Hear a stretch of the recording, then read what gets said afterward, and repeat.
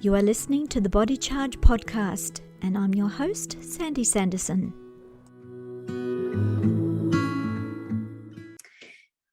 Today we'll be talking to Tricia Nelson about how to treat emotional eating disorders.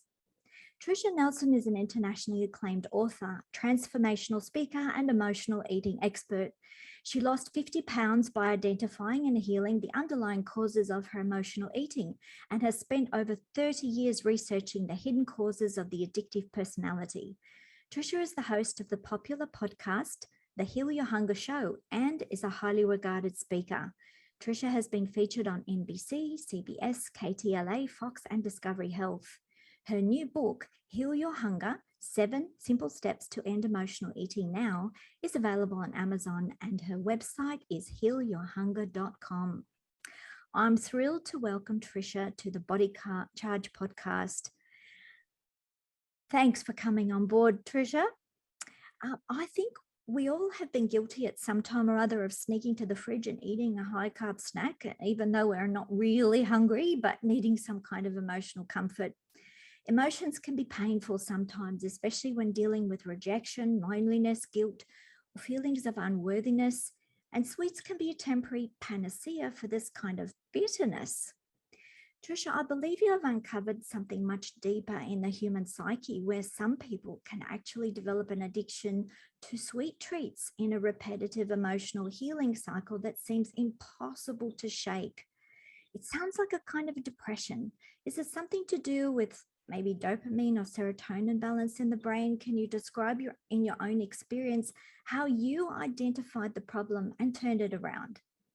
Absolutely. Thanks for having me on the show. I was an emotional eater from the get-go, so it was definitely a problem for me. And I was 50 pounds overweight by age 20 on account of it, because I definitely used food to soothe myself, because I didn't, I had pretty erratic emotions, and I didn't have proper tools to deal with my emotions. So I would stuff them. And that's what emotional eating is using food to stuff or anesthetize your emotions. And so I did this for a long time. And so on account of being an emotional eater, any diet I tried failed. No matter what I tried, I always ended up putting the weight back on. And that's true for a lot of people who diet. And I really believe it's because we don't have the tools necessary to deal with our emotions when we take the food out of the picture, or our go-to foods. So that was my experience. And definitely, we're drawn to carby foods, high carb foods, because it does give us that dopamine hit. It does give us that serotonin effect. It is comforting, and it is addictive. Sugar is addictive. So there's a physical aspect as well. But my experience is, we need it on an emotional level. And until we address what those emotions are and learn healthier ways of coping with those emotions, we'll always be drawn back to the food. So it sounds a bit like some kind of wrestle between genes and environment. So is it possible that certain people have a predisposition genetically, and then certain environmental stresses maybe come into play, some, emotional upsets, obviously, but also what about nutritional deficiencies or metabolic syndrome, hormone, thyroid disorders? Can these possibly affect our propensity to move into that phase? They can affect our propensity to move into that phase, but they're also an effect of having been an emotional eater as well. So when we are eating, emotional eaters typically are drawn to, super high fat, high carb, high sugar foods. At least that was true for me. I rarely binged on salads, and I believe it's because they do calm us. They calm anxiety, but they also bury emotions where we don't feel anything. When you're full, you don't feel much, in terms of your emotional self. There is genetics involved. My parents both gained weight very easily. So I had the genes to put on weight very easily. But it is nature, nurture. So also my environment was such that we didn't, as a family, we didn't have healthy coping tools. We either ate or we used escape in books or TV or sarcasm. There's never like a direct way of dealing with emotions. So we're always, circumventing our emotions in some unhealthy way. So it's both, it's definitely both. It's definitely a learned condition as well. But if you have the genes where you gain weight easily, you have a slow metabolism, these cards are stacked against you. There's no question about it. It becomes a bit like a revolving door, and it's hard for people on their own to get out. It's a bit like a trap, is it? So Absolutely. Yeah, I'm kind of fascinated because you mentioned before about, you fill up and then you temporarily don't feel the pain of that emotional issue. Yeah. But then usually guilt follows because you think, oh, I shouldn't have done that. Right. And then you start to beat up on yourself. Yeah. And what better way trap? Well, what better way to beat up on yourself than to feed yourself some more and feel crappier?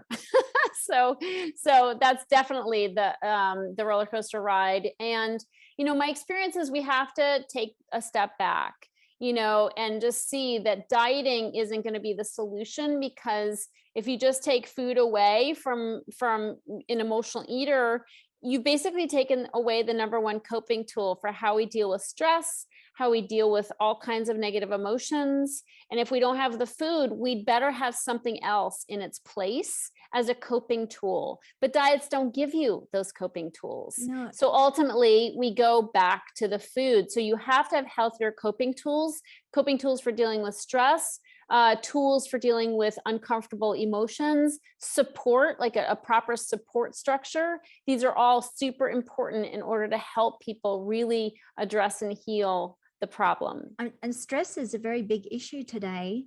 People, because we deal with people having high stress levels all the time with magnesium. Magnesium is a great tool. Transdermal magnesium with Elektra magnesium is very easy to rub in, and you feel very calm and relaxed afterwards. So we get a lot of people who are having these kind of issues and finding it sometimes gives them a way out of that trapdoor. But then, you've got all the psychological issues as well. So you can put people on the right eating plan, and it may vary from person to person. Some people perform well on Mediterranean paleo, other people need something else. Other people like to do fasting or periodic fasting to do some cleansing. So there are many different methods and protocols. And I guess you maybe need to tailor make things to an individual needs. But at the end of the day, we've got to have a holistic approach. And so what you do fascinates me, because you've come to this holistic therapy in a way, or a protocol where you're dealing with the mind, with the body, with the whole package. So absolutely. How do you break people out of this cycle? How do you diagnose, and how do you get them off that treadmill? Yeah, well, I often say it's really a living problem, not an eating problem.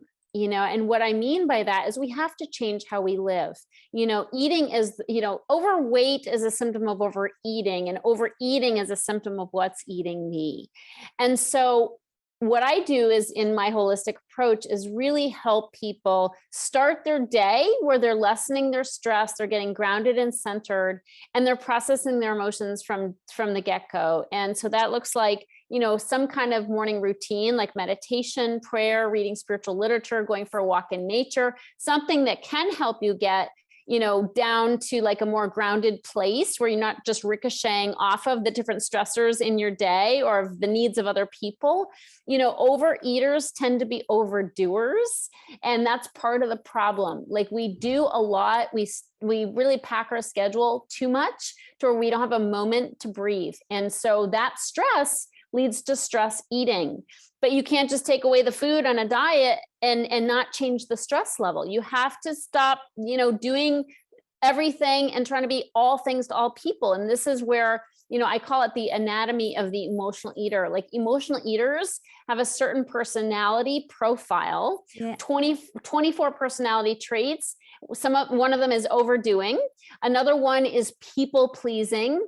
Another one is having a racing mind where you're constantly thinking and overthinking everything. These are things that need to be addressed, because this is what comes up when we're not eating is our minds are super busy and they won't shut up, and we're doing too much. And then we're trying to please people. And if you haven't noticed, nobody's ever as pleased as we think they're going to be. So then we're resentful, which is another one of the traits, and all these things and the way we're living and setting up our life will drive us to the food. It will create the cravings. Yeah, I find a lot of women tend to fall into that trap more than men, generally speaking. Yes. Because you've got your family to look after, you've got the kids, you've got, husband, and you've got lots of things happening in your life, and you've got to hold it all together.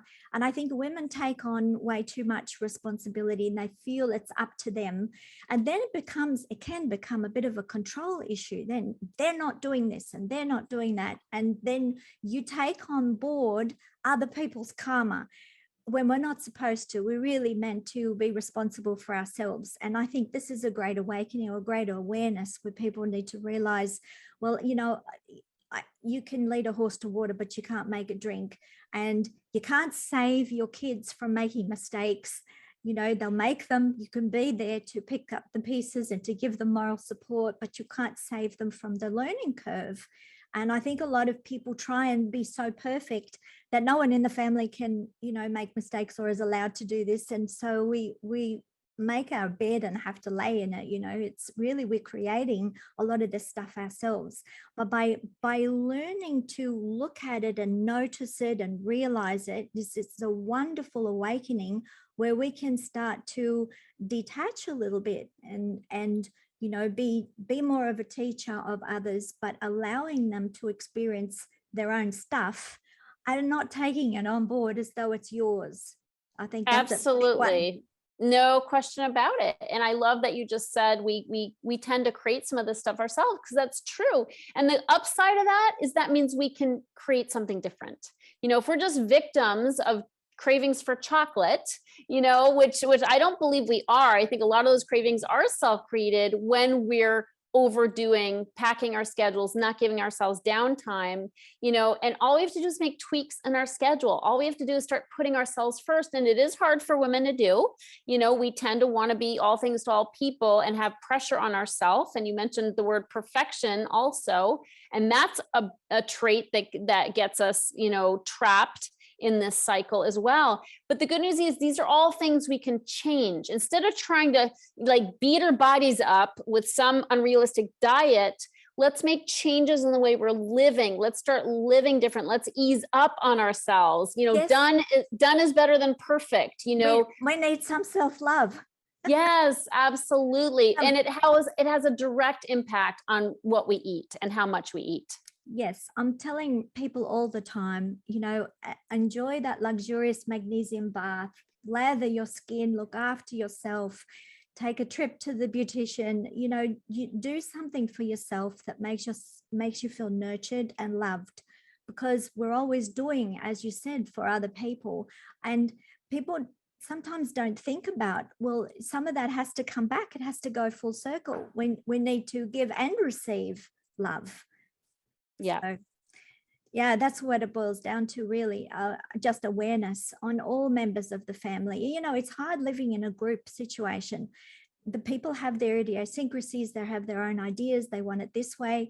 It's sometimes like herding a bunch of cats. They're all going in different directions. It ain't easy. But at the end of the day, if we look after ourselves, we can cope better. And, if people have too much stress, they lose too much magnesium. The lower the magnesium levels get, the more sensitive we get to stress. Then any little thing can set us off, and we get blubbery and feeling very vulnerable and fragile. And you get energy fatigue.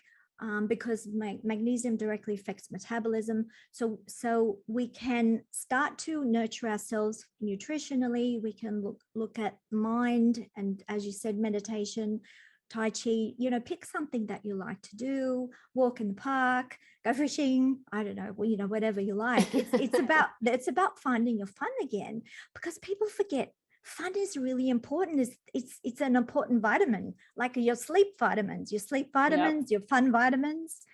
And we need to bring that back into life. And I think the idea of creating your own little bubble, forget about what's happening in the world out there. I mean, it's important to understand and know, but don't take it on board as your responsibility. If you look after yourself and your close family and your loved ones, your inner circle, and everyone did that same thing, then the world will be a much better place. So we always have to start with square one, don't we? Yeah. And I will also say that for those who struggle with emotional eating, there's a lot of shame around it, and people beat themselves up for not being able to, pull themselves together and have control around food. And I just want to say this is an addictive habit, so be easy on yourself. And it's probably not one you're going to be able to overcome on your own. So being in community with other emotional eaters who are healing is really important, especially so that you get reminders to stop beating yourself up, to stop doing too much, to start putting self-care into your day. Because, studies show that we are a lot more effective in healing when we do so in community, in a group setting. So that's really important as well. With people that understand from Yes, experience, it's so important, because then you feel exactly. more comfortable talking about your issues. So Exactly. so how do people connect with you or find out more about what you do? Yeah. So my website is healyourhunger.com. That's HEAL, healyourhunger.com. And I have a podcast called The Heal Your Hunger Show that anybody can tap into. And on my website, you can also locate my book, which is called Heal Your Hunger, 7 Simple Steps to End Emotional Eating Now. And it's on Amazon and it's on Audible as well. So people can listen to it. It's like a 5-hour quote read, but it's really a 5-hour listen. Nice. It doesn't sound too hard. No. And there's also on my website, I'll just say at healyourhunger.com, there's a quiz, which will help you determine if you're an emotional eater. So if somebody's like, I wonder if that's me, you can find out if you're an emotional eater or a food addict or somewhere in between by taking a free quiz on my homepage of the website, healyourhunger.com. And that'll really help you know where you are on the spectrum, because I think we're all on the spectrum to some degree, but where you are on the spectrum and then what steps you need to take to heal. Wonderful, wonderful advice. And thank you so much for doing what you're doing. And thanks for coming on board and being on our podcast. And, it's such my pleasure. And thanks for doing what you do. I love your products. They're completely awesome. Nice. Well, we all do our best in our own way, don't we? That's right. What it's all about. That's right. Lovely to chat to you. Yeah, you too. Thank you so much. Cheers. Bye. If you enjoyed the video, please share with others. You can also subscribe to our channel to be notified of future videos. To be notified about new blogs and product special offers, please subscribe to our newsletters at electramagnesium.com.au.